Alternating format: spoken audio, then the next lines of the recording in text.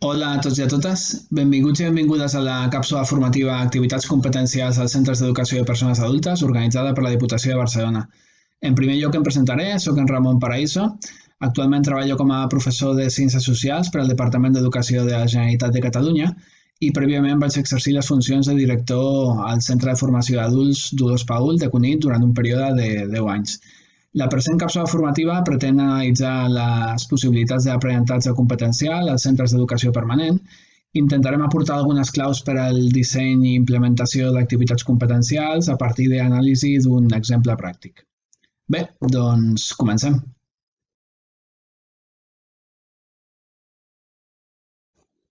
En primer lloc, seria interessant establir una definició elemental del que entenem per competència bàsica. Una persona amb competències bàsiques entendríem que és aquella persona que és capaç d'aplicar coneixements, habilitats i actituds en la resolució de problemes en diferents contextos, d'una manera eficaç, per tal d'exercir com a ciutadana i resoldre situacions i problemes de la vida quotidiana. És a dir, entenem que les competències bàsiques van molt més enllà de l'àmbit estrictament acadèmic per tal de permetre'ns resoldre situacions a les quals ens enfrontem en el nostre dia a dia. Des del punt de vista de les competències en l'alumnat dels centres d'educació permanent, podríem fer una anàlisi a partir de les competències que estableix el decret 161/2009 que regula l'ordenació de l'ensenyament secundari obligatori per a persones adultes. Aquest decret estableix l'existència de 4 grans blocs de competències. En primer lloc, parlaríem de les competències comunicatives, que òbviament estan relacionades amb la capacitat d'expressió en diferents llenguatges, incloent aquí el llenguatge artístic i cultural. Un segon bloc de competències metodològiques vinculades al tractament de la informació i la competència digital, la competència matemàtica i una competència que cada cop està esdevenint més rellevant, que seria la d'aprendre a aprendre. Un tercer bloc de competències vinculades a la iniciativa personal i al foment de l'esperit emprenedor dels estudiants dels centres d'adults i un quart bloc de competències específiques centrades a conviure i habitar el món. Aquí parlaríem de les competències vinculades al coneixement i la interacció amb el món físic i, òbviament, també a la competència social i ciutadana.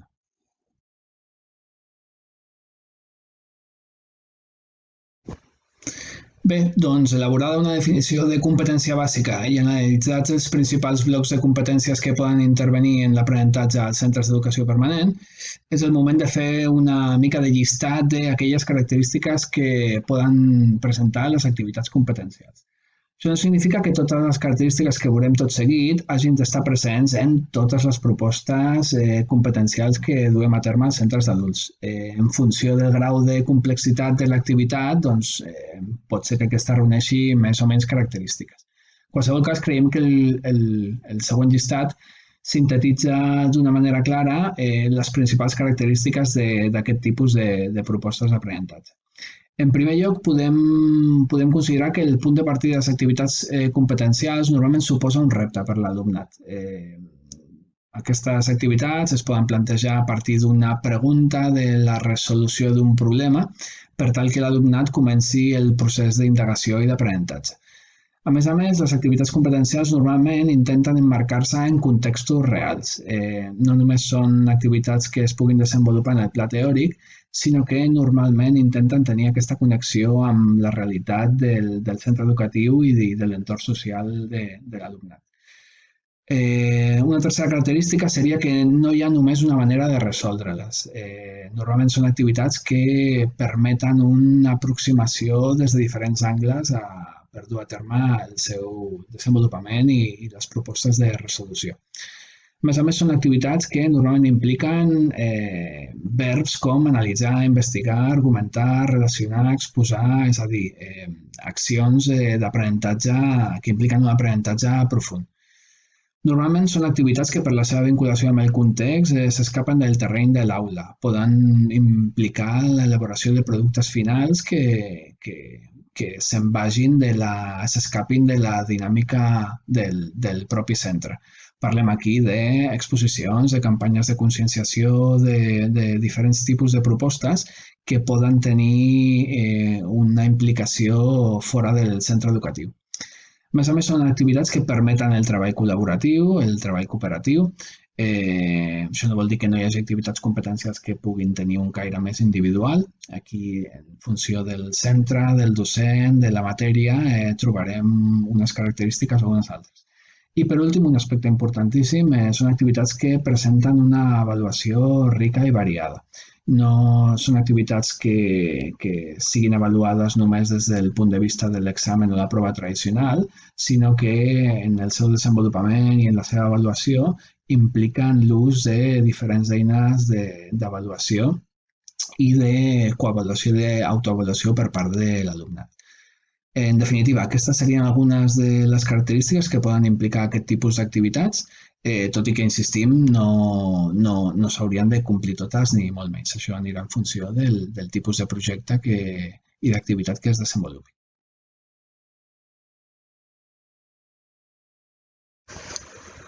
Bé, doncs el que voldríem fer ara és revisar les característiques de les activitats competencials que hem comentat prèviament a partir de l'anàlisi d'un exemple concret. Parlarem del projecte Una passejada per la història del Penedès Marítim, que vam dur a terme al Centre de Formació d'Adults Duos Paül dintre de l'àmbit de les ciències socials. L'objectiu del projecte era elaborar una ruta per la història universal amb unes audioguies i una ruta de realitat augmentada dissenyada per l'alumnat dels cursos de graduat en educació secundària de nivell 1 i nivell 2. Aquest projecte es vinculava a dues assignatures concretes que eren Història 1 i Història 2. Aquesta ruta, aquests materials, servirien per analitzar el patrimoni històric artístic del municipi de Cunit, de Cubelles i de Calafell i per convertir l'alumnat en un agent dinamitzador del propi patrimoni. Com treballarien tot això? Doncs el que vam fer va ser analitzar el territori, establir diferents elements patrimonials a partir de les grans etapes de la història i cada alumne s'encarregava de fer la investigació d'un d'aquests productes. És a dir, convertíem l'alumne en un agent de dinamització del patrimoni, el qual havia d'investigar sobre l'element assignat i elaborar un material per tal de fer-ne la seva difusió. Clar, òbviament parlem d'un projecte força complex i força ric a nivell competencial. De fet, mobilitzava a partir dels blocs de competències analitzats prèviament, mobilitza tres grans blocs de competències. D'una banda, evidentment, la competència comunicativa, tant la lingüística com l'audiovisual. Els alumnes havien d'elaborar un discurs per tal de difondre l'element de patrimoni que estaven estudiant i, a més, aquest discurs l'havien de vertebrar en diferents productes audiovisuals. Pel que fa a les competències metodològiques, hi havia un treball importantíssim de tractament de la informació i, per suposat, de competència digital, i durant tot el procés d'aprenentatge vam estar molt pendents també de la competència aprendre a aprendre. Els alumnes havien de fer un registre del seu procés d'aprenentatge, quines dificultats i quins problemes es trobaven a l'hora de dur a terme les diferents tasques i les conclusions que extreien de cada fase de treball. I, per últim, també òbvies, competències relacionades amb les competències específiques a centrar a conviure i habitar el món. Un dels objectius del projecte era que l'alumnat fos competent en relació amb el coneixement i interacció amb el seu entorn físic propi, que coneguessin quina és la realitat històrica, artística i patrimonial del municipi i quines oportunitats a nivell de dinamització econòmica oferís també el patrimoni. Pel que fa al procés de treball a l'aula, parlàvem o teníem com dues grans fases molt diferenciades. D'una banda hi havia les classes, diguem, més tradicionals de presentació de continguts curriculars i després hi havia les fases de treball pràctic. En aquestes sessions pràctiques l'alumnat havia d'investigar sobre l'element patrimonial assignat. Un cop feia compendi d'informació havia d'elaborar un text amb una síntesi bàsica dels elements històrics més rellevants de l'element patrimonial i a partir d'aquí passàvem a la fase de creació dels elements audiovisuals. Bàsicament havien d'enregistrar la seva pista en àudio en format podcast, intentàvem que tingués una durada entre 1 i 2 minuts i després aquest podcast s'havia de pujar a diferents plataformes per tal de des d'allà fer-ne difusió. Tota aquesta feina es concretava en tres grans productes finals. D'una banda, en uns fulletons turístics els quals es cedirien després a les oficines de turisme del territori. Aquí tenim l'exemple del producte final. Fixeu, aquest és el mapa del territori amb els diferents elements de patrimoni agrupats per colors i etapes. I a sota tenim els codis QR amb el nom dels elements, els autors i els codis QR que ens porten, un cop descarregats, a la al·locució que fa cada alumne.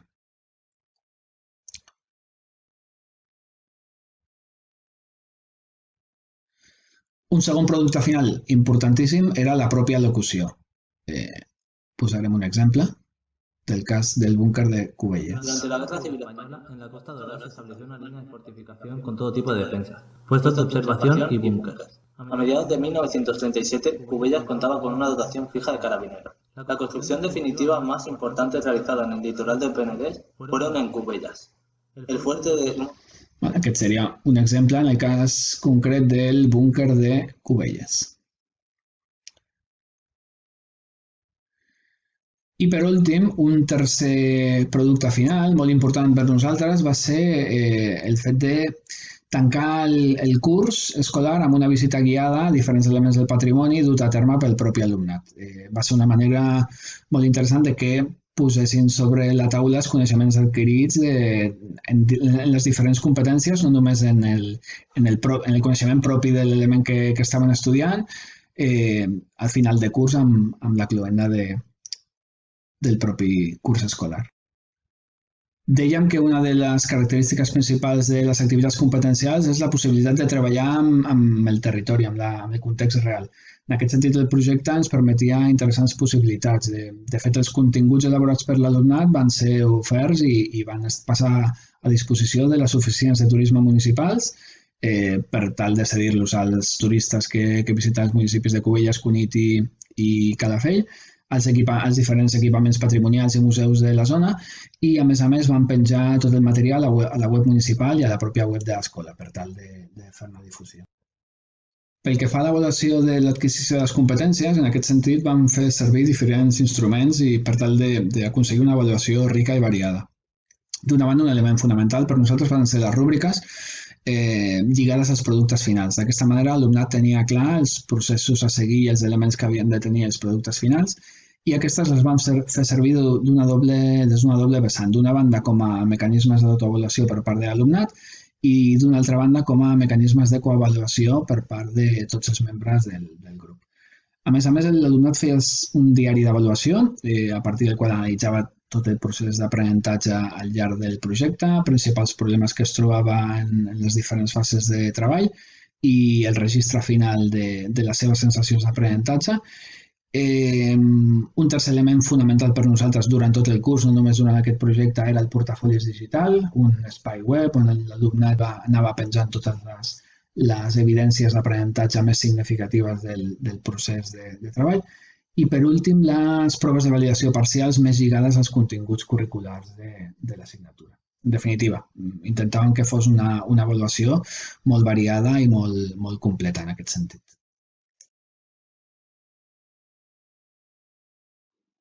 Bé, doncs no volem acabar el vídeo sense aportar algunes eines que poden ser interessants per endinsar-nos en l'aprenentatge competencial.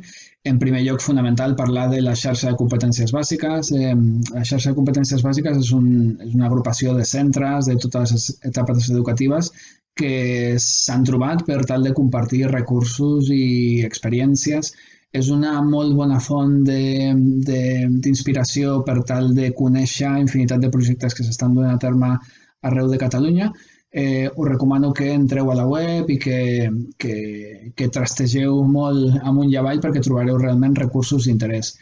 Un d'ells, el tenim aquí enllaçat, seria el full d'indicadors per a l'ensenyant. Aquest és un full que trobo molt interessant.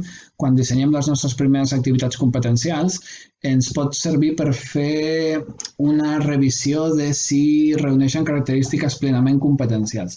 Si us fixeu, és com una mena de graella que ens permet analitzar a partir d'una sèrie de preguntes si estem complint amb els criteris de competencialitat que haurien de tenir les nostres activitats.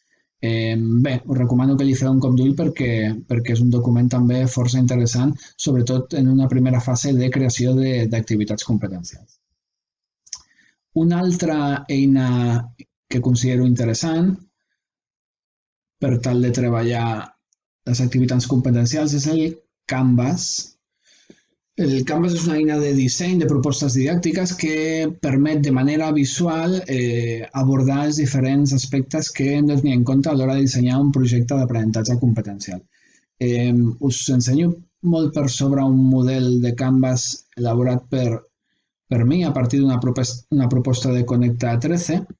Com us fixeu, és una graella agrupada en 4 grans àmbits: el de definició de la proposta, el de organització, el d'execució i el de socialització, i aquí tenim els diferents apartats que hauríem de tenir presents a l'hora de dissenyar les nostres propostes. Per exemple, en l'apartat de definició tindríem aquelles preguntes guia que ens marquen l'inici del projecte, les competències clau que treballarem, els continguts curriculars que farem servir i els criteris d'avaluació segons el currículum que emprarem. Pel que fa a l'organització, quines àrees estan implicades en l'activitat, si és una àrea només o si fem un treball transversal, quins recursos farem servir, els agrupaments i l'organització dels espais de treball. Pel que fa a l'execució, els productes finals, en què es concretaran, les tasques, el pla d'avaluació i si farem servir eines TIC. I un últim apartat de socialització en el que posaríem aquells agents externs implicats, les necessitats comunitàries ateses i la difusió i comunicació de l'activitat si és que ho requereix. Òbviament, depèn del grau de complexitat de l'activitat, farem servir tots els aspectes o no. Això dependrà del tipus d'activitat competencial que estiguem duent a terme. I per últim, un altre espai que us recomano que visiteu, sens dubte, és l'aplicació de recursos al currículum.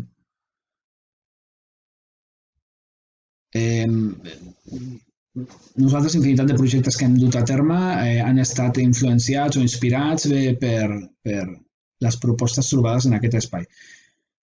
Al final, això és un espai on trobarem activitats de tot tipus, de tots els àmbits de coneixement,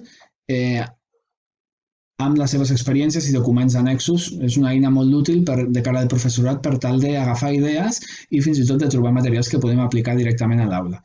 A més, tenim un apartat específic per a educació d'adults on, si cliqueu, podreu trobar infinitat de recursos i de propostes. També us recomano que bussegeu i que trastegeu l'aplicació. Aplicació de recursos al currículum. I bé, això és tot. Espero que us hagi resultat una proposta d'interès. La idea era mostrar les possibilitats que l'aprenentatge competencial ens permet dur a terme als centres d'adults a partir d'un exemple pràctic. És una línia de treball que ens donaria per fer moltes càpsules com aquesta. Hem intentat sintetitzar les idees principals i bé, esperem que siguin del vostre interès. Moltes gràcies per la vostra atenció.